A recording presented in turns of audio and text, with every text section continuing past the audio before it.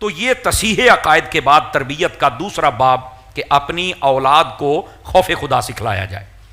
تیسری مرتبہ پھر فرمایا یا بنیا اقم الصلاۃ وامر بالمعروف وانہی عن المنکر واصبر علی ما نفسک۔ فرمایا کہ اے میرے بیٹے، تیسری نصیحت اور وصیت اور تربیت کے طور پہ جو میں بات کہہ رہا ہوں وہ یہ ہے کہ تم نے نماز ادا کرنی ہے اور اس کے بعد امر بالمعروف کرنا ہے۔ یہ امر بالمعروف بھی آج کل ہمارے ملک میں بڑا گردش کر رہا ہے، میں وہ نہیں کہہ رہا، میں یہ قرآن مجید والا امر بالمعروف کہہ رہا ہوں کہ جس میں ایاک نعبد و ایاک نستعین کے بعد اہدنا الصراط المستقیم ہے، میں یہ امر بالمعروف کہہ رہا ہوں۔ بہت اچھے، اللہ ہمیں سمجھنے کی توفیق عطا فرما دے۔ تو اس کے اندر فرمایا کہ تم نے امر بالمعروف کرنا ہے، نیکیوں کا حکم دینا ہے، اور اس کے بعد فرمایا برائیوں سے منع کرنا ہے، اور کوئی بھی مصیبت آئے تو برداشت کرنا ہے۔ تو علماء تفسیر نے لکھا کہ اس آیت طیبہ کے اندر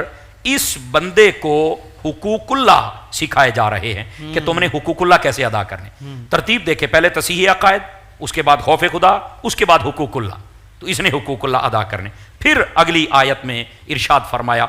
اپنے بیٹے سے آپ کلام کر رہے ہیں، آپ نے فرمایا وقصد فی مشیک وغضض من صوتک۔ فرمایا کہ جب تم نے چلنا ہے نا تو اپنی چال اتنی تیز نہیں رکھنی کہ لوگ سمجھیں کہ پتہ نہیں اس کے پیچھے کون لگا ہوا ہے، یا کہیں پاگل تو نہیں ہے ایسے بھاگ رہا ہے، اور اتنا آہستہ نہیں چلنا کہ لوگ تجھے سست سمجھیں۔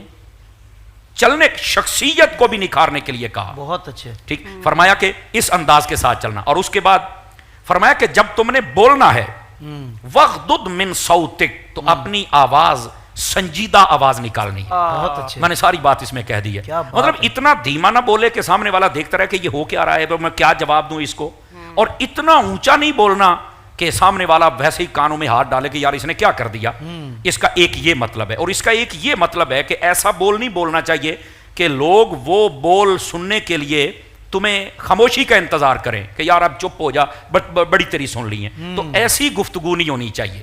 تو یہ اپنی اولاد کی تربیت کے لیے قرآن مجید برہان رشید کا یہ اقتباس ہے، جس سے میں نے آپ کے سامنے رکھا کہ اگر اس انداز سے تربیت کی جائے کہ تصحیح عقائد بھی ہو، خوف خدا بھی پیدا کیا جائے، اور اس کے بعد حقوق اللہ بھی ہوں، اور یہ جو چلنے پھرنے والا یہ شخصی نکھار اس کے اندر پیدا کیا گیا، بلکہ صرف یہاں تک بات نہیں، اس کو حقوق العباد بھی سکھائے گئے،